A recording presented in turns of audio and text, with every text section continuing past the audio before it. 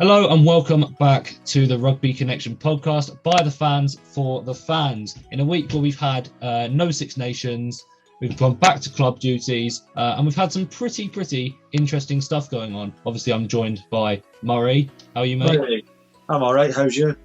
I'm not too bad. Do you have any rugby this weekend yourself? No. The second team didn't actually have a game this weekend, and the first got called off because of the lovely storm. Yeah, I couldn't make my game. I'm still recovering from a shoulder injury, but went over to Billericay. I think they lost by about 2 tries. But the conditions were shocking from what I saw. So, we all knew it was going to be a bit of a scrappy game this weekend. Yep, some scrappy games, but still some very big scorelines throughout the world of rugby this weekend. I think the first one I want to touch on is Premiership Rugby. Yes, good start. So obviously the 6 games from this weekend in the return to the Prem. Obviously, Gloucester had the bye week on Friday night. Worcester played Bristol at home, and Worcester came out 19-14 winners. Great game. You watched this game. What did you make of it? It was very back and forth. Bristol were really good on the defence at the end, really trying to get Worcester's penalty count was absolutely shocking. At half time, it was 10 penalties to Worcester to Bears 1, and they still won the game. Big shout out to previous guest of the show, Sione Vailanu. I don't know if what a try! I've seen it. I've seen that. Pure Tongan strength. Pure Tongan strength. 4 Saturday fixtures, we had Sale winning by 1 point over the Saints, London Irish beating Saracens by 2, Harlequins beating Wasps in a close encounter, Harlequins winning by 5, Bath Leicester, which we'll get onto very quickly, 24-20 to Leicester, their first win at the Rec since 2010, which is mad to think. That is mad to think. And obviously today's match, Newcastle lost by 1 point to the Chiefs. Now, let's touch on Bath versus Leicester. I watched this game, did you? I've seen most of it, yeah. And again, funny enough, another friend of the show scored a beautiful try as well. One thing I want to talk about in terms of Bath, obviously a really poor start to the season. Do you think that this is sort of the turning point? Have they sort of reached their fine tuning? I think they know how they want to operate now. Orlando Bailey signed a long-term deal midweek, and they said he is the they've even put the caption long-term 10 or something like that. So the future is there. Max Ajomo just took. He's very good. He is incredible. He didn't score a try, did he? I think he did. Yes, he did. Nice little grubber there. No, it was an amazing try. It was a very, very good try. Obviously, Jonathan Joseph sort of in the back of the form of his life. But you've got to think, obviously with Bath, they've got quite a few players out. No Joey Cokanasiga, no Sam Underhill, no Tom Dunn. Those are 3 pretty key players to Bath. Do you think they've done really, really well for the situation they're in?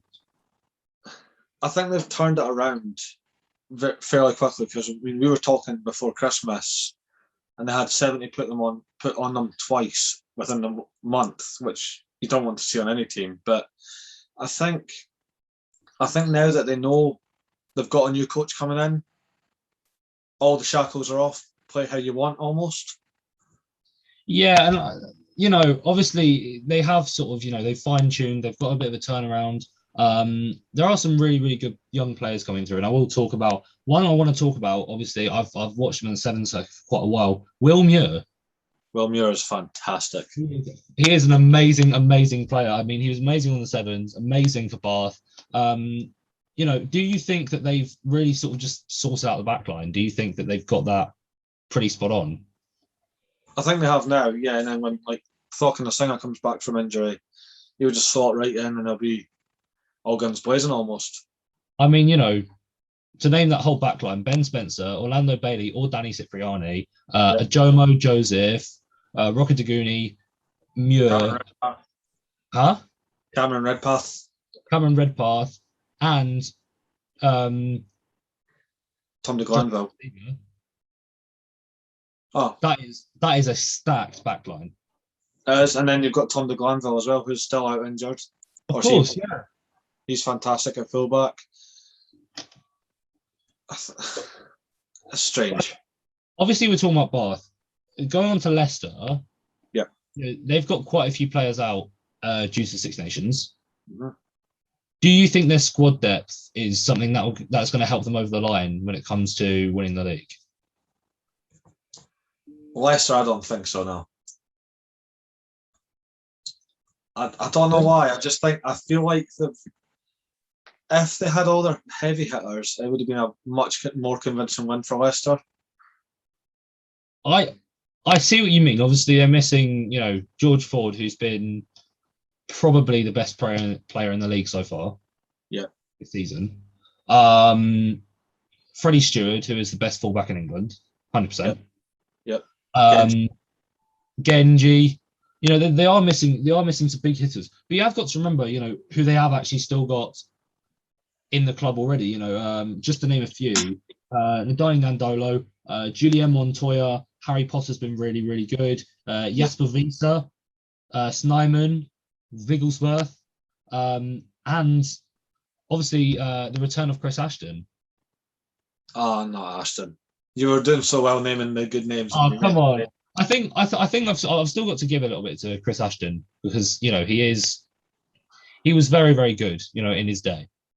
He was, but his attitude's so poor. Is it attitude or is it just inconsistency? Because I think he's been hopping around clubs like here and there and here and there. I remember when we signed him for Harlequins, and I was thinking like, oh, this is the one, and then barely played any games. I think it's a bit of both. Then just buggered off to Worcester. Yeah, I do think it's both. I mean, he was at Sale, and Steve Diamond was in charge. Fell out with Steve Diamond, left, signed for Worcester. Worcester's now got Steve Diamond, so he left again. Let's talk about one more fixture. Newcastle Exeter. That's what I want to pick up on. Obviously, I can see the Exeter shirt in the back. Just quickly before we move on, Exeter. Do you think they're in a spot of trouble? Yeah. What do you think? What's going wrong? I think we just get found out. I think this whole, I know a lot of people call it like caterpillar rugby with like the extended ruck to box kick it out. I think that was very revolutionary when we won the double, but we've not adapted our game, so every team knows how to counter it now. No, and I think with Exeter, again, just looking at the lineup, there are some really, really good players in there. Yes. Sam Maunder, Tom Flaherty, Sam Skinner, Joe Simmons. These are good lads, but again, are they missing some heavy hitters in this time? But even if so, they haven't really adapted sort of when they have got them, and I'm talking about the Sam Simmons, I'm talking about the Henry Slades, that kind of stuff. I don't know. I just feel like every game this season, regardless of how well we play, or it just feels like we're missing something or getting found out really easy. Like Newcastle were down to 14 men for the most part of that game. Yeah, I mean, the red card is in the 24th minute. Yeah, and we beat them with a 76th minute penalty. That is pretty shocking. It was. It should not have been like that. And we were giving away daft penalties. It's like we thought we won it. And I mean, Newcastle's no slouch this season. No. But anyway, we'll move on from one of your teams. Yes. Obviously, it was the URC. Now, I've obviously given the URC a lot of stick. But just talking about this round, we won't include the South African fixtures from last week. Okay. That was last week. But Munster Edinburgh obviously played. Munster won 34-20. Leinster Ospreys. I watched this on TV. 29-7. Glasgow Benetton 13-3. Scarlets Connacht 23-29. And Dragons Ulster 0-12. Just want to touch on Munster Edinburgh. Yeah. Obviously, those are your team. Simon Zebo, is he back? He looked fairly comfy out there. I mean, scoring a hat trick at top level and it will not be our only hat-trick in this show. There's a lot of tease for later on, but no, I think Zebo is definitely back. He seems fairly comfortable in a Munster jersey. And you know what? I'll actually take a 34-20 defeat to Munster. I mean, a lot of Munster still have majority of their heavy hitters. Edinburgh don't really have any, because of the Six Nations, and same with like Exeter Chiefs and Quins and all that. Yeah, and I think for me, right, Munster are an outstanding team. They always have been. I don't think Munster have ever really been through any sort of real dark patches. No, I think they're needing a trophy though. It's been they need another trophy. Like the drought is probably the worst thing that's happened to them in quite a while. But you know, this is a team that holds a lot of Irish talent, and for a country that only has 4 professional teams, really brings up, you know, young international talent. Mm-hmm. Again, you think Conor Murray came onto the scene quite a while ago. He's been a Munster man since he started. Yeah. Ty Byrne, obviously, he bashed onto the scene a couple of years ago. He's one of Ireland's key players, in my opinion. Craig Casey coming through the ranks. Craig Casey, Joey Carbury, who everyone knows I'm a little bit of a simp for. I love Joey Carbury. I can't not mention Joey Carbury, but you know, he is an incredible player. Obviously, he started off at Leinster, but he was unreal for Munster. You know, when he's been injury free. Looking back at the game, do you think Ben Healy's done a sufficient job of taking Joey Carbury's place? I think it's a safe choice when Carbury's not there. Obviously, Carbury is first choice when you've got full goal. But I think now for a lot of teams, it's not worrying when the internationals go away, which is a very good sign. Even for Edinburgh, like if you gave me that fixture at the start of the season before we even touched the ball, I'm like, great, it's in the middle of the Six Nations, it's going to be an absolute thumping.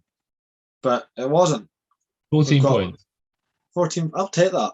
I mean, we got beat by Leinster last week, 26-7, but I mean, even still.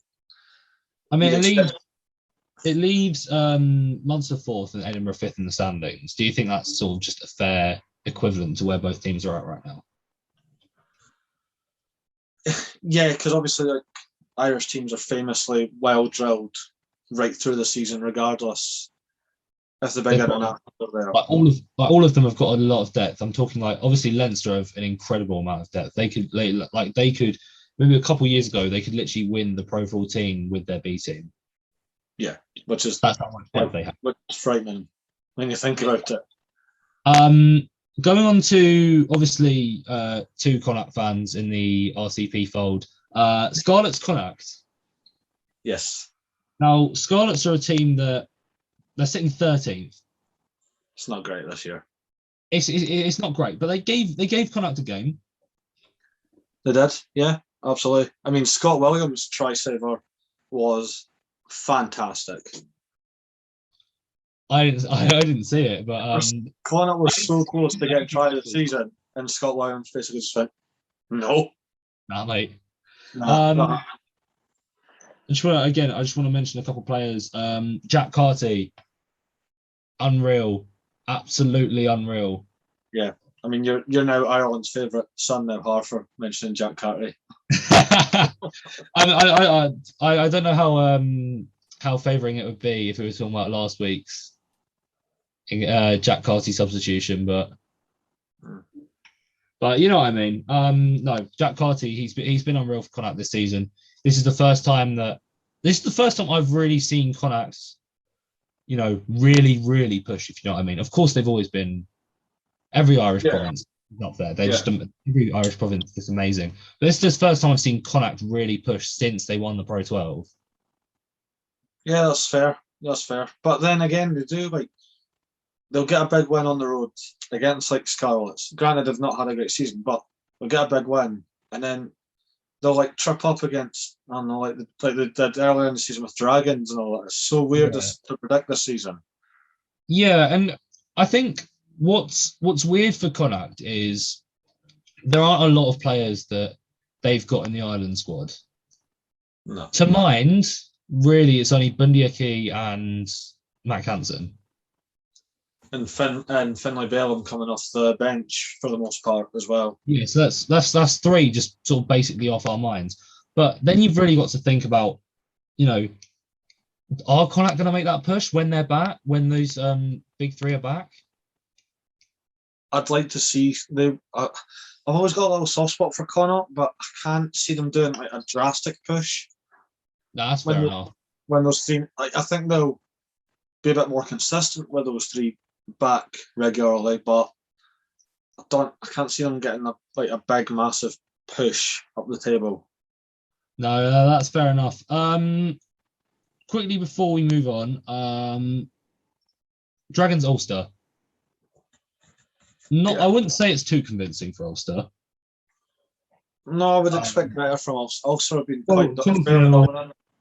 12-0. Nathan Doak, Andrew, and Ray, the scorers. Do you think they probably had a little bit more in the tank? Probably. I feel like Ulster's always got more in the tank than they're willing to show.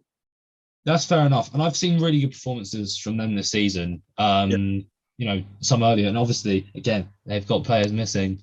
But at the end of the day, they have really good depth as well. You know, just again, I'm literally just staring at this lineup here. These lads really, really should be pushing and pushing, if you know what I mean. Yeah. I think Ulster's in the same boat as Munster. It's been too long for a piece of silverware. No, I get what you mean. I'd really like to see not Ulster actually. They've still broken my heart with Harlequins. But no, we'll move on from obviously the Northern Hemisphere to the first round in the Southern Hemisphere. Yes, Super Rugby is back. Super Rugby. I have been excited for this for ages, even though I cannot watch it because Sky, please get Super Rugby back. Just watch. There's always people streaming it on YouTube. Don't worry. Sound. That's my morning sorted. Anyway, I'm affiliated to any team, so I can just sit back and watch rugby in the I've got my preferences. I have preferences, but there's two on show here tonight. There we go. I'm more of a Highlanders man myself, but I think that's because I absolutely love the shite out of Ben Smith. Nothing to do with us interviewing our good friend Sean Withy the other day. No, He was just a premium. That just made it even better for me. No, that's fair. We did get off to, I wouldn't call it a sour note. Waratahs hosted the new Fijian Drua in the opening game this year. 40 points to 10 for the Waratahs. It's hard to tell what Fijian Drua's game is just because such a crushing defeat. But standout for me was scrum half of the Waratahs, Jake Gordon, with a lovely intercepted try. I think for me, the Waratahs, just before we move on to it, they broke a 12-game losing streak. Yeah. The Waratahs were struggling last year, big time. But, you know, for how good the Waratahs have been in, you know, over the last decade. Yeah. This is shocking. As you would not even. I don't know if it's just because of COVID regulations or that in Australia, but there was no one there. I don't know if that's because you're not allowed anyone there or because per form. I'm pretty sure they have been allowed people there, especially maybe in New South Wales. But I could be wrong. But for them to break a 12-point losing streak against a new team, obviously, you know, it's great. Shows a bit of a turnaround, but I don't know if that's more embarrassing on whose side. Well, when I was watching the game, Drua didn't have the ball, so it's not like they were competing.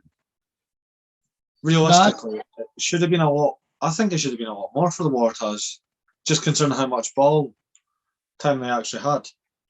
No, that's fair enough. And Waratahs have always, you know, they've always been that team. They've always played that way.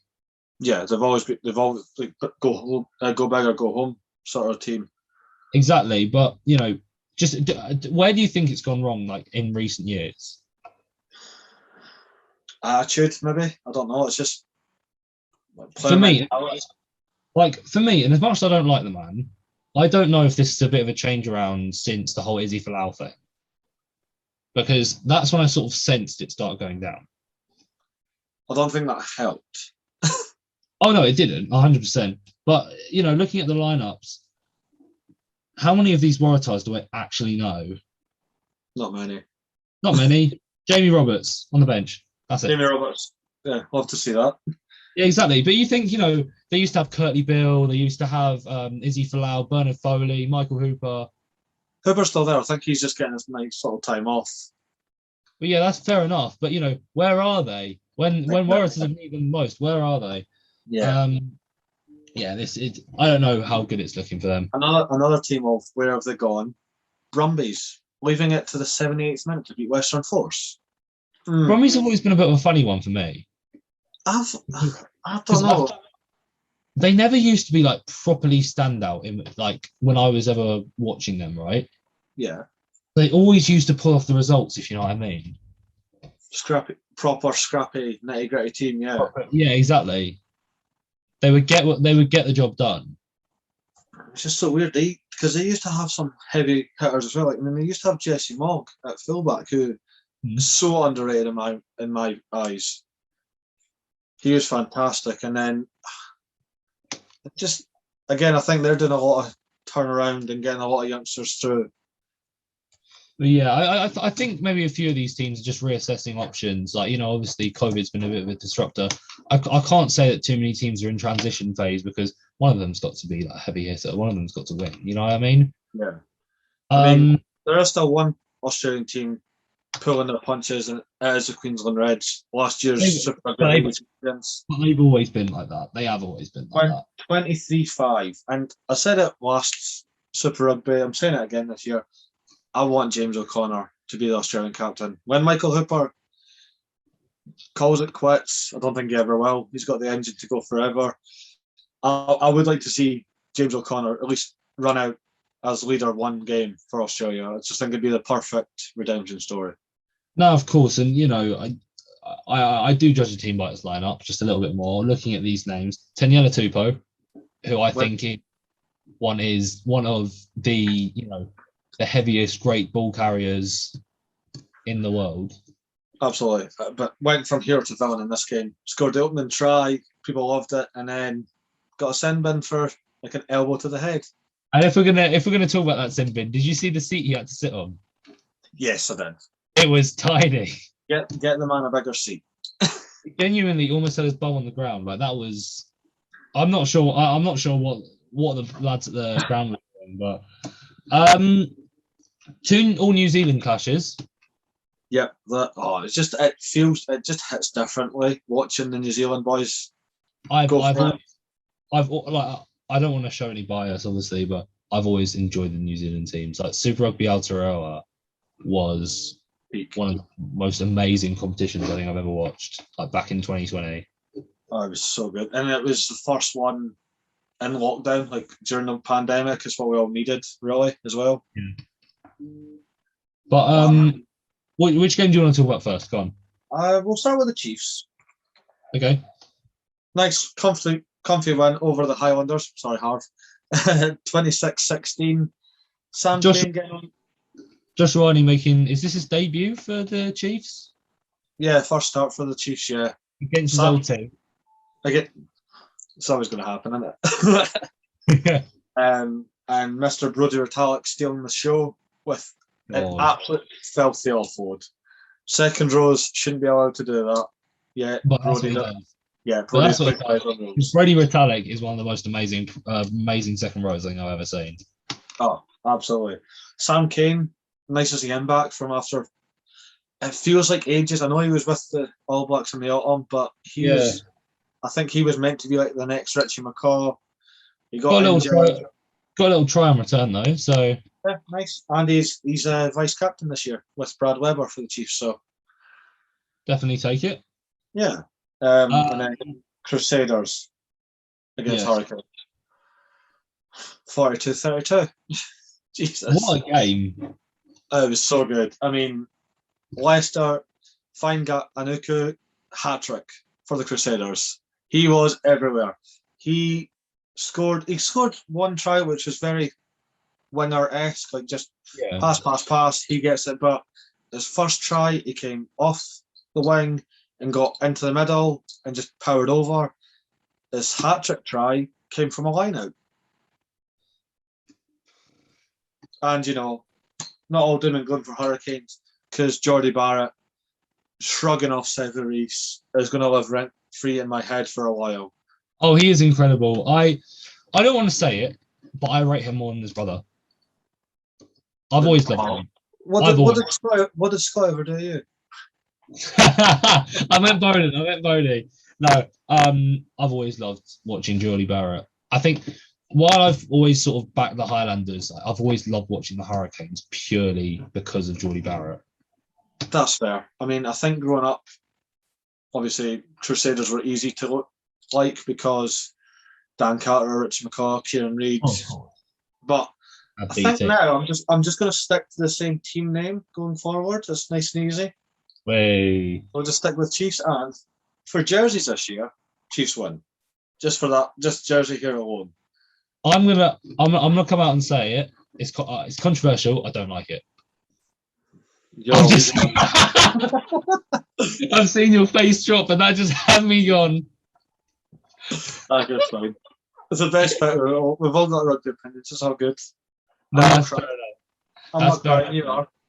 No, I like Indigenous patterns. Like, don't get me wrong. I enjoy every year watching the NRL All-Star game.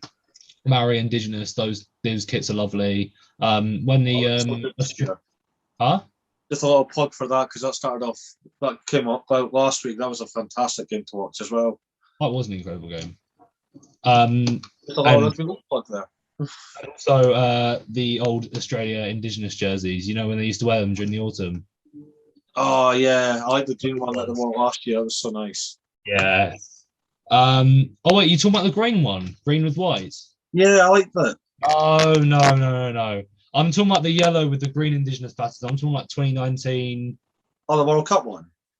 Well, the World Cup one, but even the ones they wore before with the yellow with the green instead of green with the. If you're talking about classic Australian tops, you're not going to get more classic than that because that is what you think of when you think of Australian rugby. Oh, 100%. I have the 2015 World Cup one. It's got a bit of Indigenous on the sleeves. Oh, nice. Very nice. And now moving on to a league where Australians go when they retire. I don't know how I tried to link. All right, leave me be.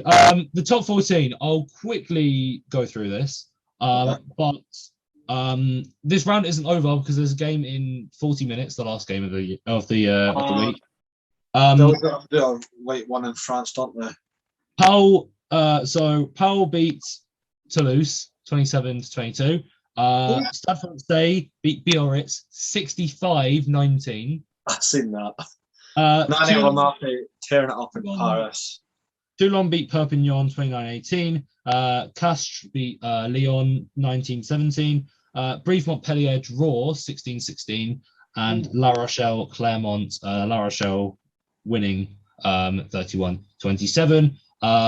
This leaves Bordeaux at the top of the league for a team that was in the Pro D2 less than 5 years ago. Very good for them. Very good for them. Obviously, a really disappointing team for me this year. Toulon. Yeah. To me, Toulon slipped off when the dream team disbanded. Really. Yeah, we're talking like what Wilkinson, Nonu, Ghetto, Drew Mitchell, Habana. Yeah. When they all started. But Toulon have still been, steady. They've not really challenged, but they've been steady. They've been steady, and I mean they're losing their big heavy hitter at the end of the season. Even Exhibit's going home. Well, home. That was one of the big news headlines of the weekend. Obviously, they won over Perpignan, the team under them in the standings, in the relegation zones. So I think Toulon have really got to steer themselves clear. Toulouse not looking as comfortable as they usually did. They're sitting in 5th. They lost to Pau, who were sitting in 9th, and they were a Pro D2 side not too long ago either. Oh, yeah, but Pau's such a weird team. I'm pretty sure Conrad Smith plays for them, or did. Conrad Smith, I think Ben Smith also played for them as well, just a little bit. That's so weird. Retired. I don't know. Power have been here, there, and everywhere. But anyway, that was all the action this weekend. Murray, one highlight for you? Just Super Rugby being back. Best time of the year for a neutral. I think it's one of the most enjoyable leagues to watch in the whole world, I reckon. Yeah. For me, I'm going to go with the Leicester-Bath game. Obviously, it was probably the only one I actually watched this weekend. But what a game. Really, really shows that Bath are back and really, really shows that Leicester are there to contend for me. What I forgot to ask when we were talking about it. What did you think of the Josh Bayless try? What a lad. That was a lovely one. That was absolutely lovely, in my opinion. Yeah, but I mean, it's got me over 20,000 views on TikTok. There was some. I think there was some brilliant skill on show, and especially like in the conditions that we had over the weekend. Yes, it's been an absolute mess. Oh, it has been. Oh, it's been absolutely awful. But I mean, we all survived. You know, we're all through it. Yep. It's still absolutely blustery outside, but anyway. Anyway, this has been more rainy here. Has it? Yeah, more rainy here. Anyway, this has been the Rugby Connection podcast with me, Harvey Allen, and Murray Anderson. I hope you really enjoyed it. Please subscribe to the YouTube channel if you are listening/watching on YouTube, and also stay up to date with all the Spotify if you are listening audibly. Please like the video or like the podcast. I'm not sure what you do on Spotify. If you enjoyed this one, and please stay around for next week when we are going to be discussing everything that happened in the Six Nations round 3. For me, we need a Welsh. We've got a dilemma. We don't have a Welsh boy. There's no Welsh. I can double up. Can you sound Welsh? You have to sound Welsh though. I can double up. I can. So that was awful. all I could think of with Wales is, swear to God, right? If one more person says I sound like Norman from fucking Fireman Sam, I'm gonna go. They're fucking stealing! Oh my word. But anyway, England play Wales next week. Scotland play France at Murrayfield, and it is Ireland, Italy. That should be really tight. Anyway, you've been listening to the Rugby Connection podcast. It's a goodbye from me and a goodbye from Murray. See you later.